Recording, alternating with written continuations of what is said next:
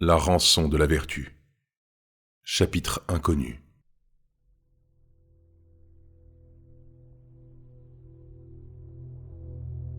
C'était une toute petite chose.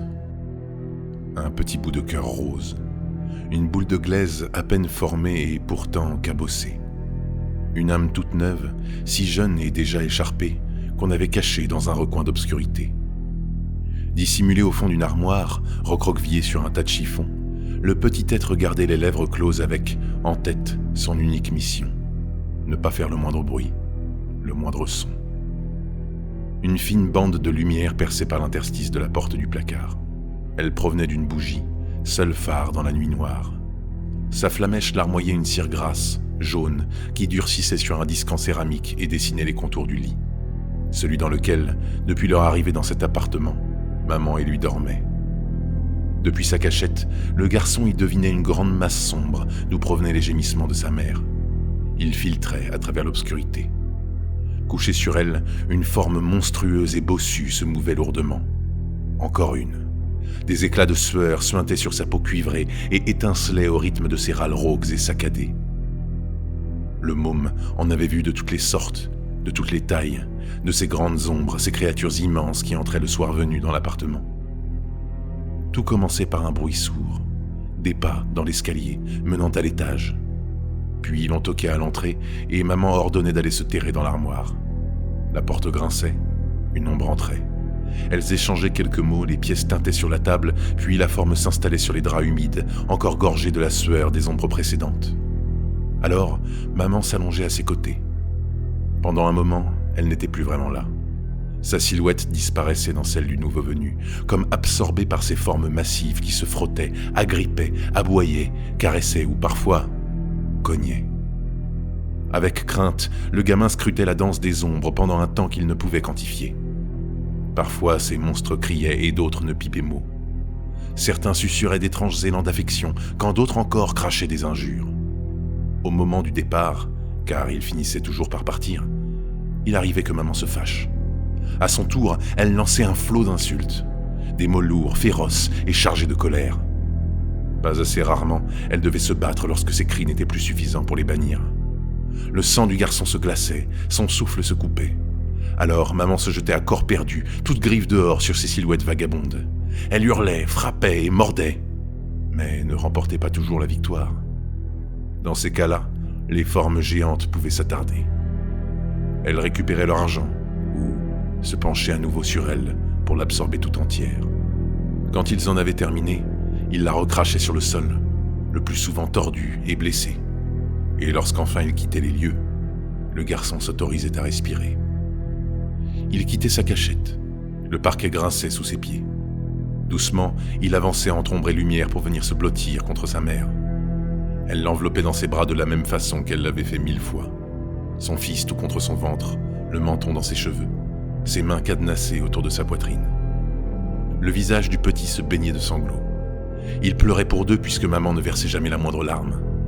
Elle répétait, encore et encore, la même phrase pour calmer ses nerfs. « Tout va bien, Olgerd. Tout va bien. Tout va bien. » Il pouvait rester là longtemps, jusqu'à ce que, sourdement, résonnent à nouveau des pas derrière le seuil. Quelqu'un montait l'escalier. Une fois de plus, le petit bout d'homme retournait se terrer dans son armoire.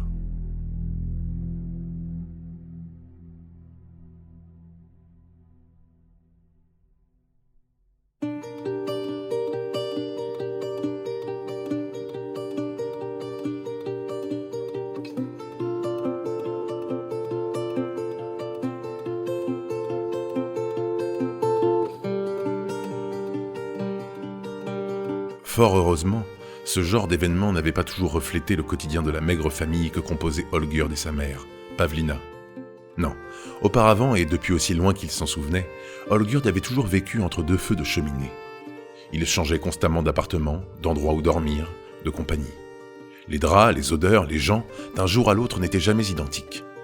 Il était rare qu'ils prennent plusieurs repas au même endroit, et seules deux constantes fixaient un semblant de continuité et d'ordinaire dans sa jeune existence. Le premier de ses repères, bien entendu, était sa mère. Pavlina lui était toujours apparue comme une gigantesque statue, figée et inébranlable, qui jamais ne le quitterait. Peu importe où il se rendait, avec qui ou de quelle manière, Olgierd ressentait toujours planer au-dessus de lui cette omniprésence, cet œil, ce regard aussi rude qu'habité de tendresse qui demeurait fixé sur lui. Cette attention de tous les instants, ce sentiment de ne jamais être seul face à l'immensité du monde, avait quelque chose de doux, d'enveloppant et de rassurant.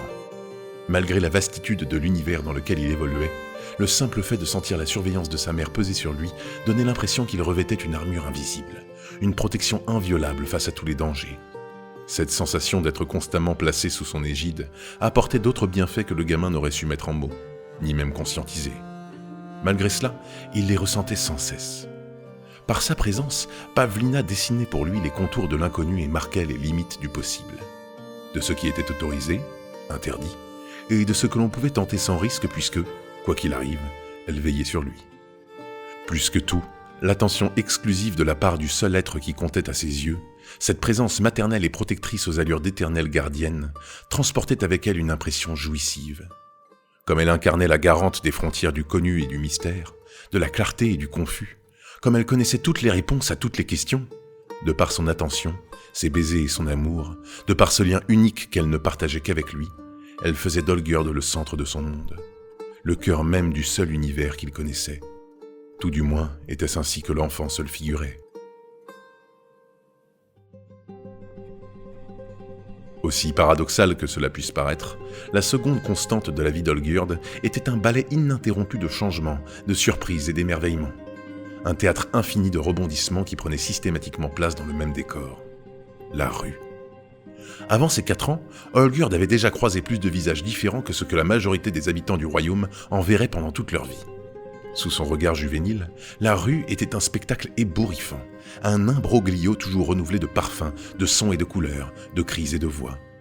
Hormis quelques endroits qu'il fréquentait avec sa mère, pareils à des ports d'attache dans un océan sans cesse en mouvement, la rue offrait toujours des nouveautés, de par la farandole de possibles qu'elle avait à donner. Que ce soit les bêtes, vaches, cochons, moutons, chiens, mouettes, poules, chats, rats d'égout ou rats volants, et surtout poissons comme crustacés de toutes sortes et de toutes tailles, mais aussi des marchands venus des 4 coins d'un monde encore insoupçonné. Tissus, épices, vêtements, vins, produits d'art et tant d'autres encore. Et des fruits, qu'Olgierd avait pour passion. De toutes les couleurs, de tous les aspects, de toutes les textures possibles et imaginables. Sans oublier les hommes et les femmes et les enfants, les gros, les petits et les grands, ceux à la peau d'ébène, de bronze ou de lait, qui fourmillaient à ne plus savoir les compter, qui se débattaient et s'arrachaient toutes ces multitudes de mets, de boissons et d'objets. Quelle virtuosité de variété, tant dans les êtres que dans le sujet de leur avidité. Je pourrais vous parler des heures, sans jamais m'arrêter, de toutes ces choses si étranges, surtout aux yeux d'un enfant, que les rues de la Tannelle pouvaient receler.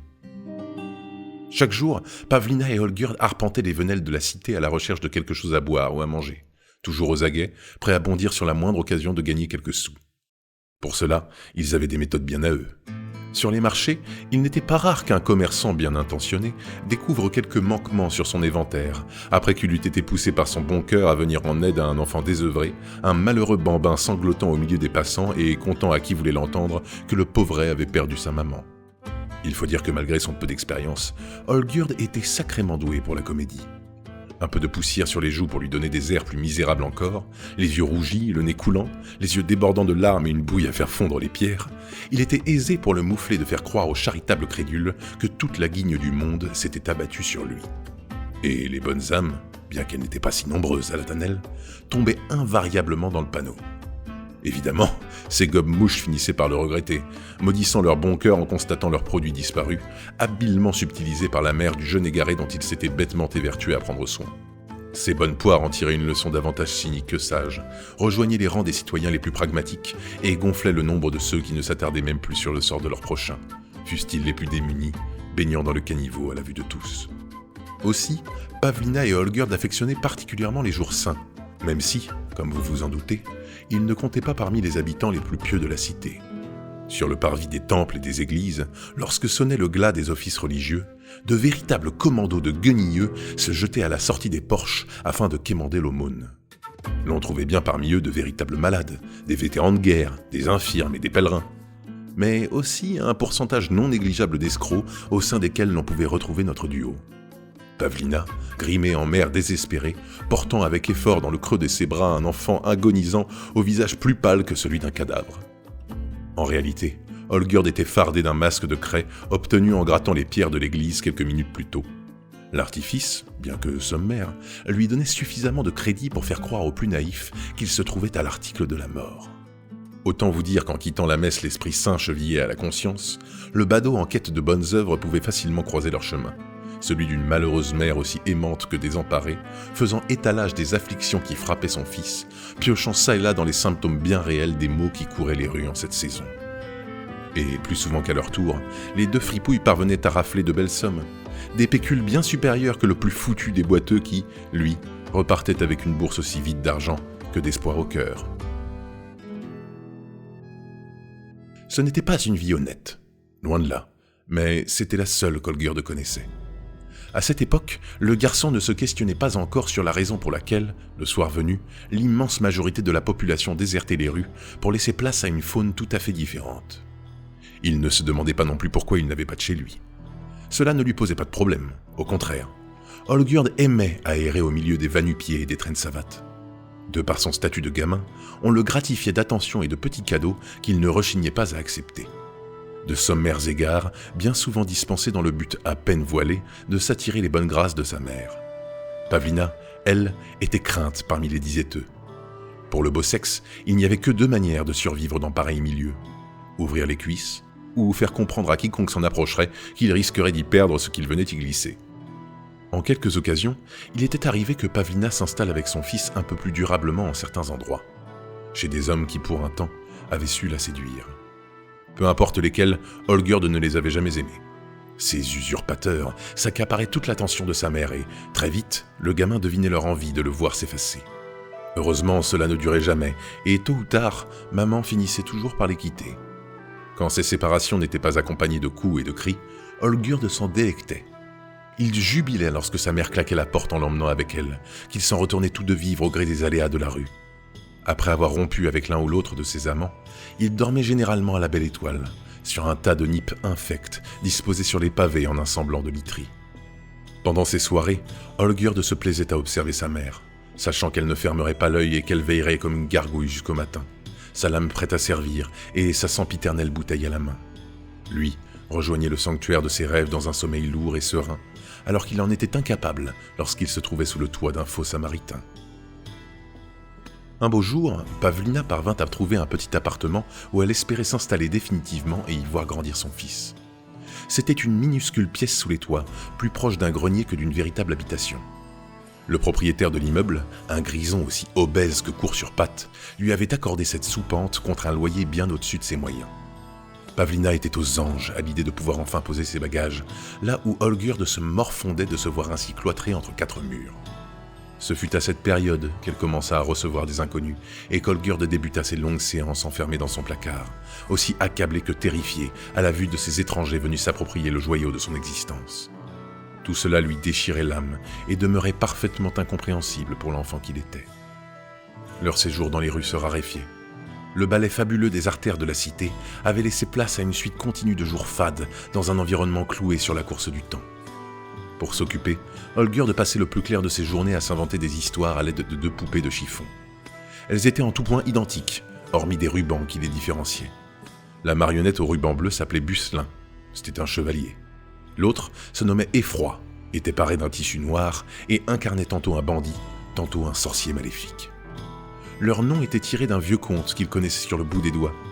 Pendant qu'il faisait vivre d'entières odyssées à ses pantins miteux, Pavlina le contemplait avec un regard brillant tout en noyant ses pensées au fond d'un verre de vin. Et malgré les plaintes du garçon quant à sa détestation de leur nouveau chez eux, Pavlina n'en démordait pas. Elle tentait de lui faire entendre raison, lui faire comprendre l'importance de grandir sous un toit. Mais tous ces discours restaient sourds aux oreilles de son fils.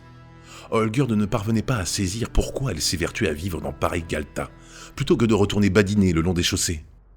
Plusieurs fois, il essaya de fuir et, malgré les coups de bâton qu'il reçut pour punition, il réitéra ses tentatives d'évasion. Hormis les va-et-vient inhérents au passage de la clientèle de sa mère, les visiteurs se faisaient rares dans l'appartement. Il y avait bien ce vieux Mir, Guntamund, qui y passait de temps à autre. C'était un homme aussi grand que blême, au corps sec et à la voix tranchante. Olgerd le trouvait inquiétant, au point que dans ses jeux enfantins, Effroi, sa marionnette, revêtait fréquemment les traits de l'herboriste. Pavlina faisait appel à lui lorsque les revers de son métier lui causaient des soucis de santé, ou lorsqu'Olgjerd était frappé par la fièvre ou la toux. Pendant ses consultations, le médecin se montrait toujours froid et distant. Même lorsqu'il l'auscultait, il ne prenait jamais le temps de s'enquérir d'autre chose que ce pourquoi il était venu. N'avait jamais un mot pour plaire, ni le moindre humour. Il ne se montrait pas mielleux, ne le traitait pas avec la matoiserie habituelle des autres hommes, et même, contrairement à eux, ne se pliait pas en quatre pour les prunelles de sa mère. Cet air inapprochable, presque indifférent, sonnait chez Olgjerd comme une sorte d'insolence, d'irrespect envers son seul parent et faisait momentanément chavirer le gamin du haut de son piédestal. En bref, Olgjerd le détestait, et plus encore lorsque Guntamund passait de longues soirées à l'appartement. Le Galapia, boudeur, écoutait les deux adultes parler sans comprendre une miette de leur discussion. Tout comme sa mère, Guntamund était originaire d'un pays voisin, le royaume de Mazègre. À n'en pas douter, Pavlina éprouvait un plaisir non dissimulé à renouer avec sa langue natale le temps d'une soirée. Elle nourrissait à elle seule la quasi-totalité de leur conversation, et Guntamund se contentait de ponctuer la fin de ses phrases par de laconiques interventions. Olgjerd était exaspéré par cette intimité linguistique qui, de fait, l'excluait de toute participation. De temps en temps, quelqu'un d'autre s'arrêtait à la maison le temps de boire un verre. Lino. Du point de vue d'Olgjerd, Lino était aussi grand que le vieux Myr, mais fait d'un bois tout autre que ce vieux barbon. C'était un homme à la mâchoire taillée, avec des pognes gigantesques, une longue tignasse noire et bouclée, une peau bronzée et tannée par le soleil.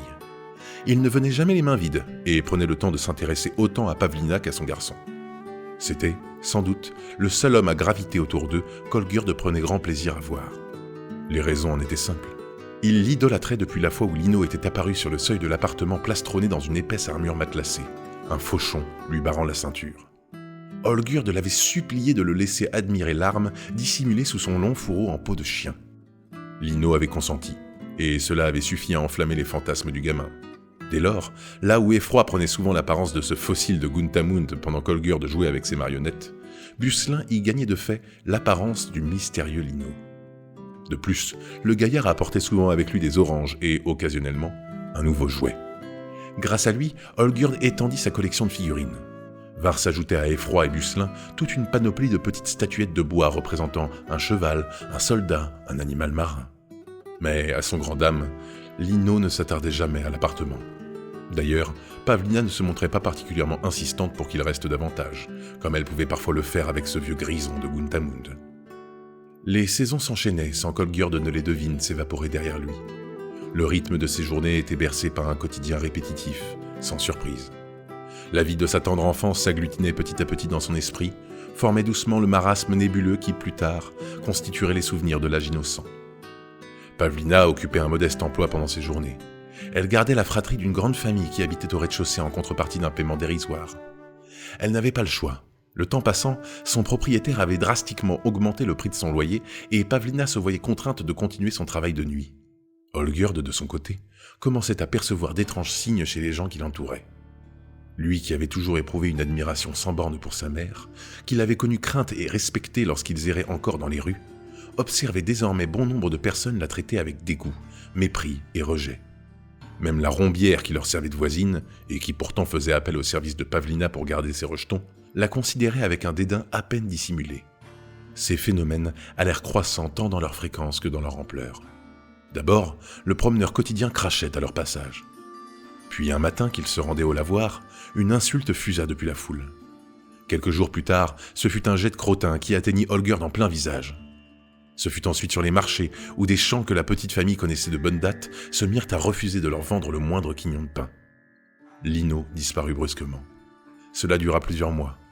Au bout d'un moment, Olgjerd et Pavlina ne sortaient plus de chez eux excepté en cas d'impérieuse nécessité.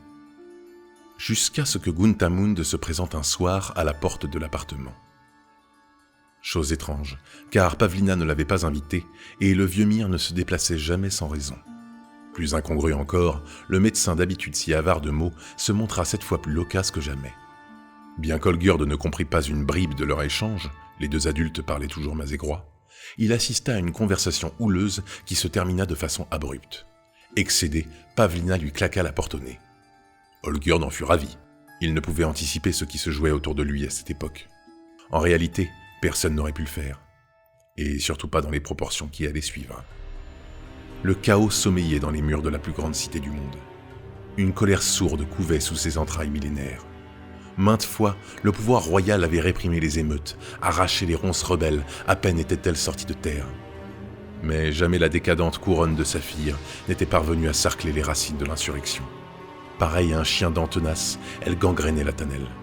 Les complots poussaient dans le secret des maisons bourgeoises, les trahisons germaient au sein des familles de sang bleu. Dans les arcanes de la clandestinité, des puissances étrangères cultivaient les baies de la conjuration qui s'annonçait.